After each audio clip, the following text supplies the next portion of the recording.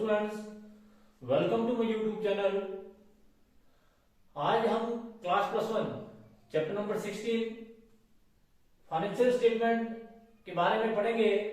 तो आप लोगों ने अभी तक फाइनल अकाउंट का मीनिंग पढ़ लिया। आप सभी को पता है कि accounting is an art of recording, classifying and summarising in a significant manner in terms of money transaction and events which are in part applies to financial character and interpreting the result thereof। Interpretation का जो काम करते हैं, analysis interpretation का जो हम काम करते हैं, जनरल में जनरल एंट्री करने के बाद लेजर में पोस्टिंग करते हैं, लेजर पोस्टिंग करने के बाद हम उसका ट्रायल बैलेंस बनाते हैं और ट्रायल बैलेंस के माध्यम से हम फाइनल अकाउंट बनाएंगे। फाइनल अकाउंट के अंदर हम सबसे पहले ट्रेडिंग अकाउंट बनाएंगे, फिर प्रॉफिट एंड लॉस अकाउंट बनाएंगे और फिर बैलेंस शीट बनाएंगे। क्योंकि आप सभी जानते हैं सोल प्रोप्राइटरशिप के अंदर जो फाइनेंशियल स्टेटमेंट है उन्हें 3 भागों में बांटा जाता है। Number 1 trading account, number 2 profit and loss account और नंबर 3 बैलेंस शीट। और जो कंपनियां कच्चे माल को पक्के माल में परिवर्तित करने का कार्य करती हैं वह ट्रेडिंग अकाउंट के अतिरिक्त एक अकाउंट और बनाती है जिसे आप मैन्युफैक्चरिंग अकाउंट की बात की संज्ञा देते हैं। तो आज हम फाइनेंशियल अकाउंट के टाइप्स में ट्रेडिंग अकाउंट के बारे में पढ़ेंगे, जिसमें हम पढ़ेंगे कि what do mean by trading account, how it is prepared trading account and what are the points you will be remember while you are preparing trading account.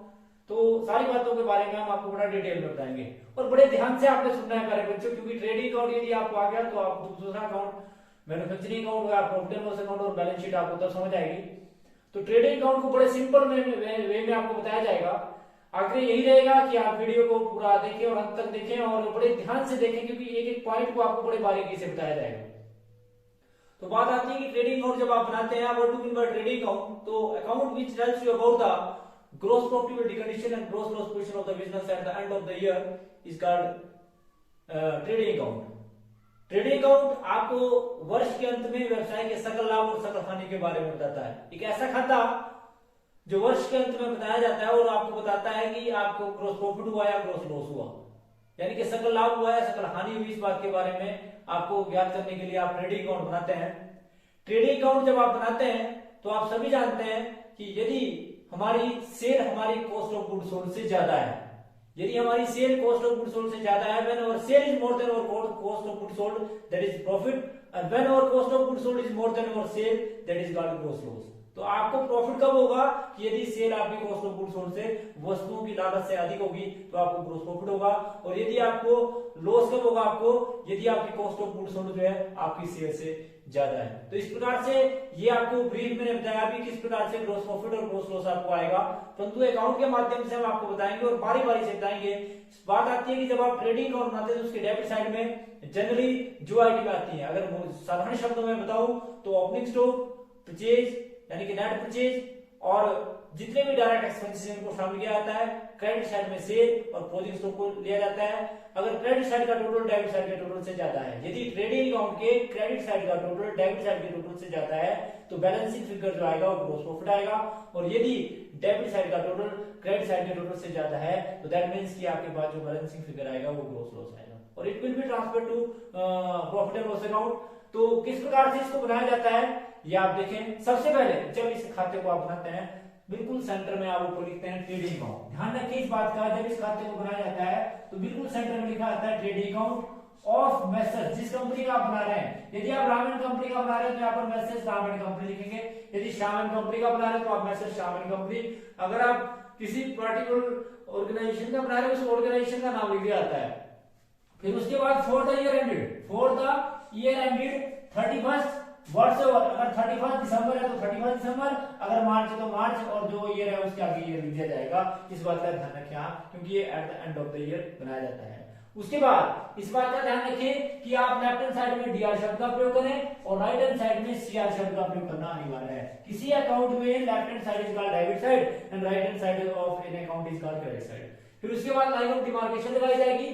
पहला कॉलम पर्टिकुलर्स का, फिर दूसरा कॉलम अमाउंट इन रुपीज, फिर particulars और फिर amount in rupees, credit side में amount in rupees. इस प्रकार से ये जो है वो कॉलम बनाए जाएंगे। फिर अगेन लाइन ऑफ डिमार्केशन लगा दी जाएगी। लेफ्ट हैंड साइड में टू शब्द का प्रयोग और राइट हैंड साइड में बाय शब्द का प्रयोग किया जाता है। सबसे पहले इसे ओपनिंग स्टॉक से स्टार्ट किया जाता है, टू ओपनिंग स्टॉक। और ओपनिंग स्टॉक आप सभी जानते हैं goods line unsold at the beginning of the year, that means कि जो लास्ट ईयर का क्लोजिंग स्टॉक होता है वो अगले साल का ओपनिंग स्टॉक होता है। और स्टॉक जनरली चाहे ओपनिंग स्टॉक हो चाहे क्लोजिंग स्टॉक, उसे 3 भागों में बांटा जाता है। Stock of raw material, stock of semi finished goods, इसको आप वर्क इन प्रोग्रेस बोलते हैं, और स्टॉक ऑफ फिनिश्ड गुड्स। तो इस प्रकार से आपका जो स्टॉक होगा तीन प्रकार का होगा। यदि तीनों अलग अलग दिए तो आप तीनों लिखेंगे, when information are not given आप ओपनिंग स्टॉक लिखेंगे। ठीक है जी। उसके बाद आप सभी जानते हैं डेबिट साइड में जो मद आएंगी उसमें दूसरी मद आएगी टू परचेज। व्यापारी जिन वस्तुओं में व्यापार करता है उन वस्तुओं से को खरीदना जो है वो परचेज कहलाता है। और परचेज के अंदर आप सभी जानते हैं कि परचेज में जितना भी माल आपने खरीदा जिसमें आप व्यापार करते हैं उसको शामिल किया जाएगा। और परचेज में से लेस करते हैं परचेज रिटर्न या रिटर्न आउटवर्ड। परचेज में से लेस जो किया जाएगा वो किया जाएगा परचेज या परचेज रिटर्न, जो इनर कॉलम में किया जाएगा और जो आउटर कॉलम में आएगा उसको आप बाहर लिख देंगे। तो परचेज में से जो लेस किया जाता है वो किया जाता है परचेज रिटर्न। तब आपके पास जो आती है वो नेट परचेज आती है, क्योंकि खरीदा गया माल यदि किसी कारणवश आपको वापस करना पड़ता है तो उसको आप परचेज रिटर्न की संख्या देते हैं और उस परचेज रिटर्न को आप लेस कर देते हैं। उसके बाद अगली आइटम जो आती है वो आती है टू वेजेस। वेजेस आप सभी जानते हैं डायरेक्ट एक्सपेंसेस है। वेजेस के बारे में आप बड़े ध्यान से सुन लें। यदि वेजेस जो है सिंपल वेजेस है तो ट्रेडिंग में आएगी। यदि वेजेस एंड सैलरी लिखा है तो ट्रेडिंग में आएगी। यदि सैलरी एंड वेजेस लिखा है तो ट्रेडिंग में नहीं आएगी बल्कि प्रॉफिट एंड लॉस में आएगी। ध्यान रखें, बड़े ध्यान से मेरी बात को सुने। सिंपल वेजेस ट्रेडिंग के डेबिट में आएगी। यदि वेजेस एंड सैलरी लिखा है तो ट्रेडिंग में आएगी। यदि फैक्ट्री वेजेस लिखा है तो ट्रेडिंग में आएगी, परंतु यदि सैलरी एंड वेजेस लिखा है तो ट्रेडिंग में नहीं आएगी। या वेजेस आउटवर्ड लिखा है तो ट्रेडिंग में नहीं आएगी। वेजेस इनवर्ड है तो ट्रेडिंग में आएगी और सिंपल वेजेस भी ट्रेडिंग में आएगी। तो ध्यान रखें इस बात का कि जितने भी इनवर्ड के खर्चे होते हैं वो ट्रेडिंग के डेबिट में आते हैं। तो वेजेस आएगी ट्रेडिंग के डेबिट में, तो टू वेजेस। उसके बाद freight and carriage and freight. तो टू कैरिज एंड फ्रेट आप सभी जानते हैं कि अगर कोई कैरिज और फ्रेट है, अगर सिंपल कैरिज टू कैरिज दिया तो भी ट्रेडिंग के डेबिट में आएगा, सिंपल टू फ्रेट दिया तो ट्रेडिंग के डेबिट में आएगा, कैरिज इनवर्ड दिया तो ट्रेडिंग के डेबिट में आएगा, कैरिज आउटवर्ड दिया तो ट्रेडिंग के डेबिट में नहीं आएगा, फ्रेट इनवर्ड दिया तो ट्रेडिंग के डेबिट में आएगा, फ्रेट आउटवर्ड दिया तो ट्रेडिंग के डेबिट में नहीं आएगा बल्कि प्रॉफिट एंड लॉस अकाउंट के डेबिट में आएगा। तो इनवर्ड के जितने भी खर्चे हैं वो ट्रेडिंग के डेबिट में आएंगे। साथ साथ में इस बात का ध्यान रखें, यदि कैरी ऑन सेल दिया है तो ट्रेडिंग में नहीं आएगा, यदि कैरी ऑन परचेज दिया है तो ट्रेडिंग के डेबिट में आएगा, freight in purchase on purchase दिया तो ट्रेडिंग के डेबिट में आएगा, फ्रेट ऑन सेल दिया तो ट्रेडिंग के डेबिट में नहीं आएगा। तो इस बात का भी ध्यान रखें। छोटी छोटी बातें जो आपको बताई जा रही है इनको बड़ा नोट करें आप, बड़े ध्यान से सुने आप कि कैरी ऑन परचेज जो है ट्रेडिंग के डेबिट में आएगा, कैरी ऑन सेल जो है ट्रेडिंग के डेबिट में नहीं आएगा बल्कि प्रॉफिट एंड लॉस अकाउंट के डेबिट में आएगा, कैरीज इनवर्ड जो ट्रेडिंग के डेबिट में आएगा, फ्रेट इनवर्ड जो ट्रेडिंग के डेबिट में आएगा, जबकि जो आपका फ्रेट आउटवर्ड या कैरी आउटवर्ड जो ट्रेडिंग के डेबिट में नहीं आएगा बल्कि प्रॉफिट एंड लॉस अकाउंट के डेबिट में आएगा। उसके बाद अगला जो है वो है manufacturing expenses. Any type of expenses जो आप कच्चे माल को पक्के माल में परिवर्तित करने के लिए करते हैं। Expenses incurred for the conversion of raw material into finished goods is called manufacturing expenses. तो जितने भी मैन्युफैक्चरिंग एक्सपेंसेस होते हैं वो सारे के सारे ट्रेडिंग के डेबिट में आएंगे, इस बात का भी ध्यान रखें। उसके बाद कोल, गैस एंड वाटर। जब आप कच्चे माल को पक्के माल में परिवर्तित करते हैं तो आपके पास गैस लगती है, कोल लगता है, वाटर लगता है। तो ये जो सारा खर्चा होता है ये सारा खर्चा भी ट्रेडिंग के डेबिट में आएगा। To coal, to gas expenses, to water expenses ये ट्रेडिंग के डेबिट में आएंगे। उसके बाद अगला जो है आपका to factory expenses. Any type of expenses incurred on factory, ये बोलते हैं कोई भी ऐसा खर्चा जो फैक्ट्री का है वो ट्रेडिंग के डेबिट में आएगा।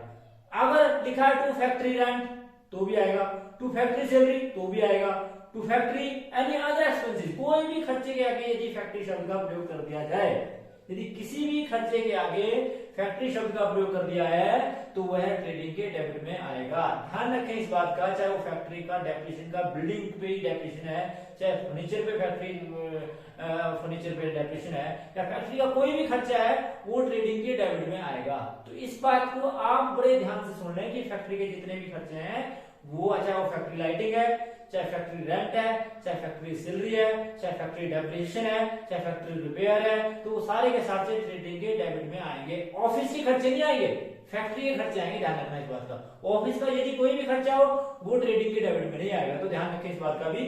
उसके बाद ध्यान रखें कि basic custom duty. Basic custom duty मतलब इंपोर्ट ड्यूटी। जो बेसिक कस्टम ड्यूटी है, जो इंपोर्ट की ड्यूटी है वो ट्रेडिंग के डेबिट में आएगी, एक्सपोर्ट ड्यूटी नहीं आएगी।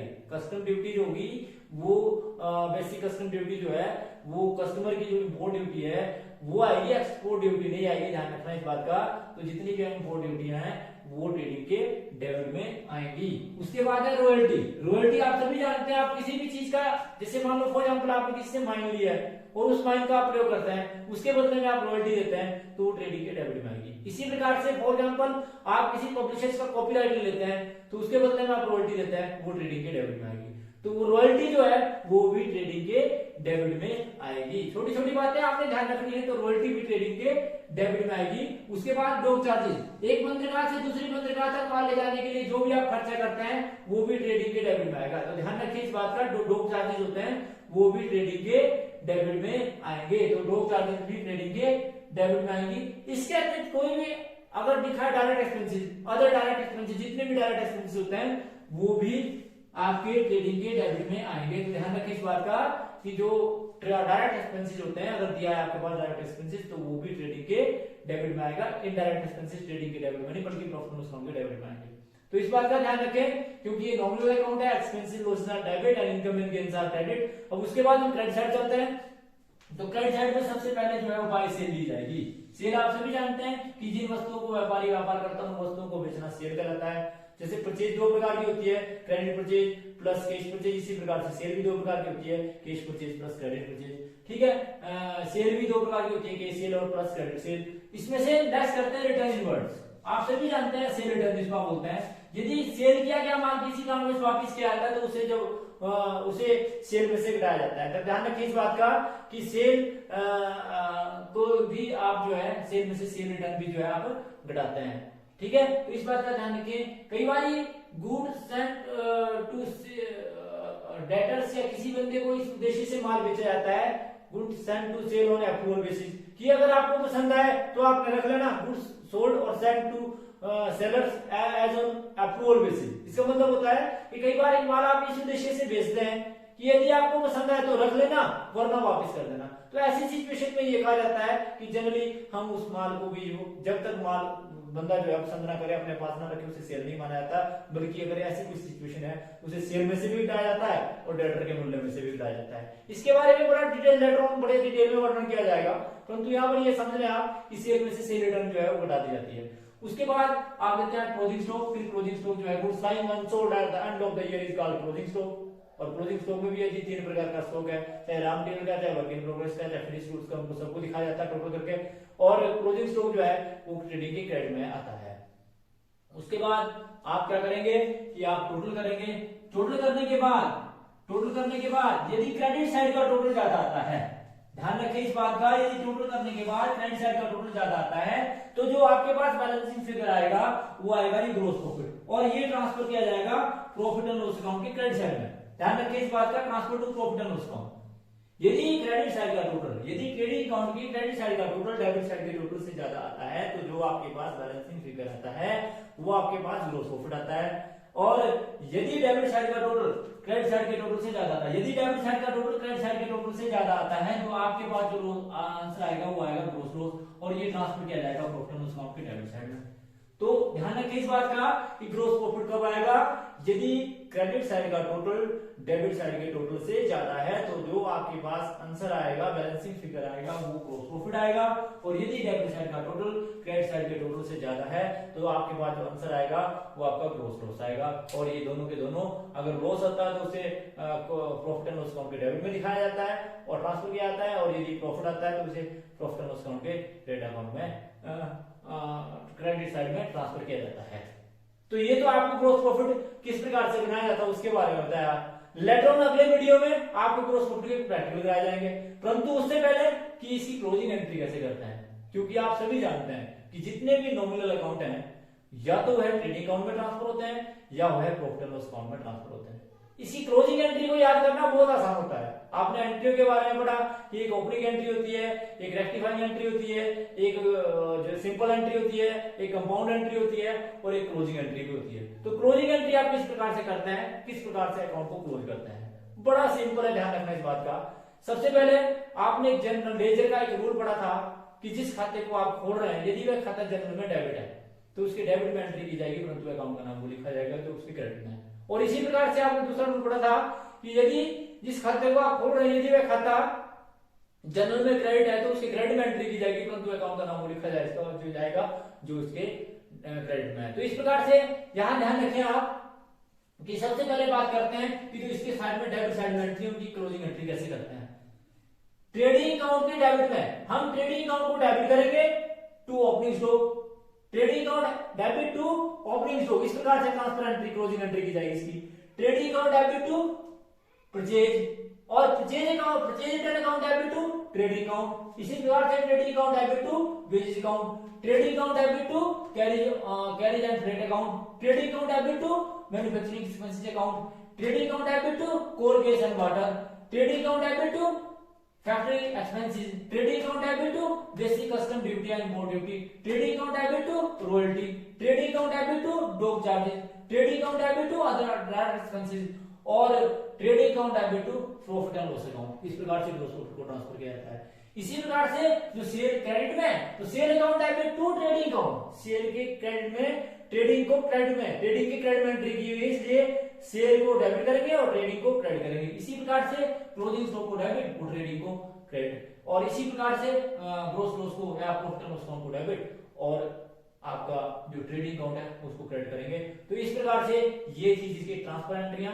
जो आपकी बुक में भी बड़ी डिटेल में दी हुई है, और इस बात का ध्यान रखें कि आप बड़ा थोरोली और बड़े बार बार इसको रिपीट करें, क्योंकि प्रैक्टिकल क्वेश्चन मैंने आपको पहले भी बताया था कि कोई भी व्यक्ति यदि किसी भी चीज का प्रैक्टिकल क्वेश्चन जो है, क्योंकि कई बार हम प्रैक्टिकल करते हैं, यदि भी प्रैक्टिकल हम करते हुए तो हमें आसान भी लगते हैं, परंतु उसे हम लंबे समय तक याद नहीं रखते हैं, मेमोराइज नहीं कर पाते हैं, वो हमारी मेमोरी में ज्यादा लंबे समय तक नहीं रहता। उसका सबसे बड़ा कारण यही है, क्योंकि मेरे अपने एक्सपीरियंस की एक बात है, तो मैं यही कहूंगा कि उसका सबसे बड़ा कारण है कि आपको उसका थ्योरेटिकल पोर्शन ढंग से नहीं आता। यदि आपको उसका थ्योरेटिकल पोर्शन ढंग से आता है तो उसका प्रैक्टिकल पोर्शन करने में आपको किसी प्रकार की दिक्कत का सामना नहीं करना पड़ता। तो इसलिए मेरा सभी चाहने वालों से यही आग्रह रहेगा, अपने बच्चों से, अपने स्टूडेंट से, सभी चाहने वालों से यही आग्रह रहेगा कि आप वीडियो को अंत तक देखें, ध्यान से देखें और पूरा देखें और बार बार देखें। अगर आपको थोड़ा समझ ना आया तो फिर आप मुझे कॉल भी कर सकते हैं, और कॉल के माध्यम से भी यदि कोई ऐसी क्यूरीज आपकी है कि जो आपको कहीं संशय लगता है उसको भी दूर किया जा सकता है। तो इस प्रकार से आज की हमारी वीडियो जो है यही समाप्त होती है। अगली वीडियो के अंदर हम इसके ट्रेडिंग के जितने भी प्रैक्टिकल क्वेश्चन है उनको आपको समझाएंगे, तो बारी बारी से, क्योंकि स्टेप वाइज आपको बड़े प्यार से समझाया जाएगा ताकि आपको जो है ये याद भी है, क्योंकि बड़ा इंपॉर्टेंट टॉपिक है, ध्यान रखें इस बात का, for examination point of view, also for the learning purpose से ये बड़ा इंपॉर्टेंट टॉपिक है। तो thanks for watching the video, please like, comment and subscribe my channel. Thank you.